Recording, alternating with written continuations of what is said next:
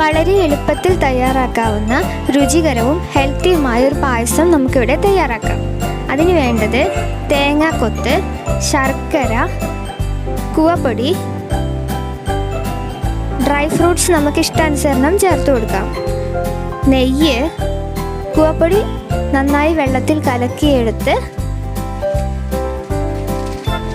ചേർക്കാം. അതിനായി ഒരു പാൻ അടുപ്പത്ത് വെച്ച് നെയ്യ് നമുക്ക് ഉരുക്കിയെടുക്കാം. നെയ്യ് ഉരുക്കിയ ശേഷം തേങ്ങാക്കൊത്ത്, ഡ്രൈ ഫ്രൂട്ട്സ് എന്നിവ ചേർത്ത് നന്നായി വറുത്തെടുക്കാം.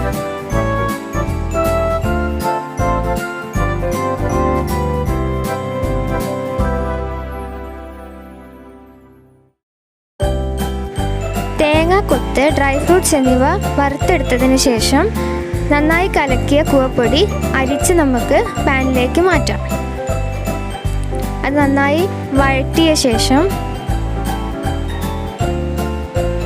അതിലേക്ക് ചിരകി വെച്ച ശർക്കര ചേർത്ത് നന്നായി പാകപ്പെടുത്തിയെടുക്കാം. ചിരകി വെച്ച ശർക്കര ചേർത്ത് അതിൻ്റെ പാകമാകുന്നത് വരെ നമുക്ക് നന്നായി ഇളക്കി കൊടുക്കാം. ഒരു ഹെൽത്തി പ്രൊഡക്റ്റാണ് കൂവ. വയറുവേദനയ്ക്കും വയറിലെ അസ്വസ്ഥതയ്ക്കൊക്കെ നമുക്ക് ഇത് ഉപയോഗിക്കാം.